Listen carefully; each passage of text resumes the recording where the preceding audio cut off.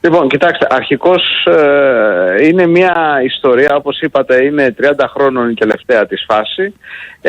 Είναι μια περιοχή στην οποία έχουν ξεσπάσει πολεμικές συγκρούσεις μεταξύ Αρμενίων και Αζέρων από την εποχή της Ρωσικής Επανάστασης και έχει να κάνει με την χάραξη των συνόρων μεταξύ των διαφόρων εθνοτήτων της Σοβιετικής Ένωσης από την εποχή του Στάλιν. Γιατί τότε οι Σοβιετικοί τι κάνανε? Χαράσανε η ηγεσία, το Κρεμλίνο, τα σύνορα με ένα τέτοιο τρόπο ώστε να βάζουν μία εθνότητα μέσα στα σύνορα της άλλης, οπότε όπως καταλαβαίνετε να δημιουργείται τριβή μεταξύ τους και να τους ελέγχουν και τους δύο τα κεντρικά, αν μπορούμε να πούμε, του Κρεμλίνου.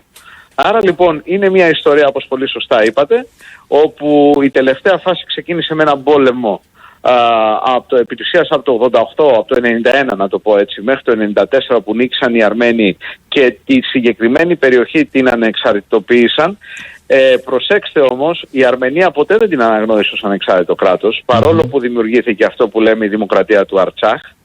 Λοιπόν, και βέβαια έχουμε τον δεύτερο γύρο, ο οποίος έλαβε χώρα λίγο πριν την εισβολή των Ρώσων, τον πόλεμο επασφυτός στην Ουκρανία, όπου οι Αζέροι έχοντας υλοποιήσει ένα τεράστιο εξοπλιστικό πρόγραμμα, το οποίο το εξοπλιστικό αυτό πρόγραμμα, και πρέπει να το πούμε, έγινε δυνατόν για ποιο λόγο? Διότι οι Αζέροι πουλούν πετρέλαιο και φυσικό αέριο στη Δύση και σε άλλες περιοχές. Άρα λοιπόν οι Αζέροι με τους αγωγούς, τον Μπακού Τσεϊχάν και μετά τον ΤΑΠ, έτσι, που περνάει και από εμάς, είχαν τεράστια έσοδα, έτσι, πήρανε μεγάλη αξία για τη Δύση και για τη Ρωσία. Όλα αρχίζουν και τελειώνουν στην οικονομική δυνατότητα όταν έχει να κάνει με τη σκληρή ισχύ, δηλαδή την στρατιωτική δυνατότητα που αποκτάει μια χώρα, και φυσικά, σωστά είπατε, εκμεταλλεύονται μια περίσταση στην οποία και οι Ρώσοι τους χρειάζονται, δηλαδή οι Ρώσοι δεν έχουν τη δυνατότητα,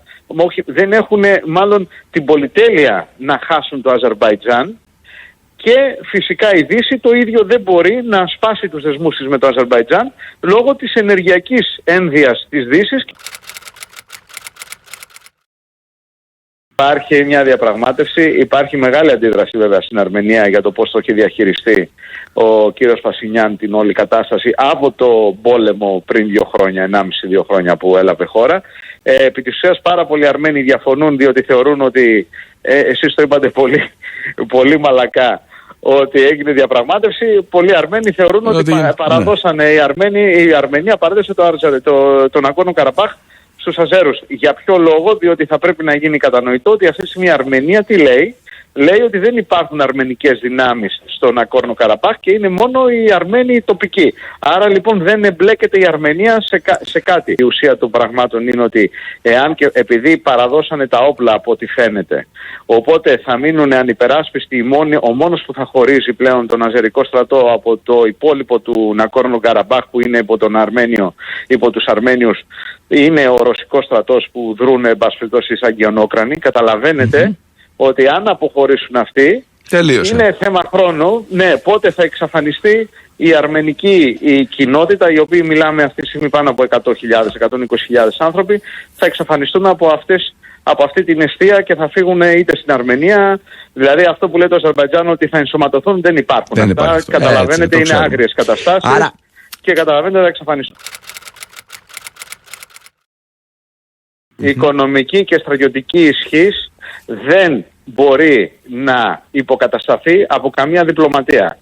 Ένα τάγμα ειδικών δυνάμεων αξίζει όσο 10.000 διπλωμάτες, για να γυρίσω ενός εκλειπώντος συζήτηση που είχε πει παλιά. Αυτό το αποδεικνύει η ζωή. Δεν αξίζει ένας διπλωμάτης όσο μια μεραρχία. Το ανάποδο ισχύει. Οι διεθνείς σχέσεις βασίζονται στην καθαρά ισχύ των όπλων. Δυστυχώς. Και το κυριότερο, το ηθικό δίδαγμα, το πιο σημαντικό κατά την άποψή μου, το δεύτερο, είναι το εξής. Αναφορικά με την Κύπρο μας. Ναι. Εάν υποκριθούμε ότι η Κύπρος δεν είναι Ελλάδα και δεν μας ενδιαφέρει, το επόμενο Καραμπάχ θα είναι η Κύπρος. Μάλιστα. Θα πρέπει να είμαστε πάρα πολύ προσεκτικοί με το πώς διαχειριζόμαστε την Κύπρο. Γιατί η Κύπρος είναι το βαρόμετρο της γεωπολιτικής ισχύως του ελληνισμού, και αν θέλουμε να υπάρχει ελληνισμός της Κύπρου, η Ελλάς πρέπει να βρίσκεται εκεί με κάθε δυνατό τρόπο. Αυτό θέλουν και οι αδερφοί Κύπροι.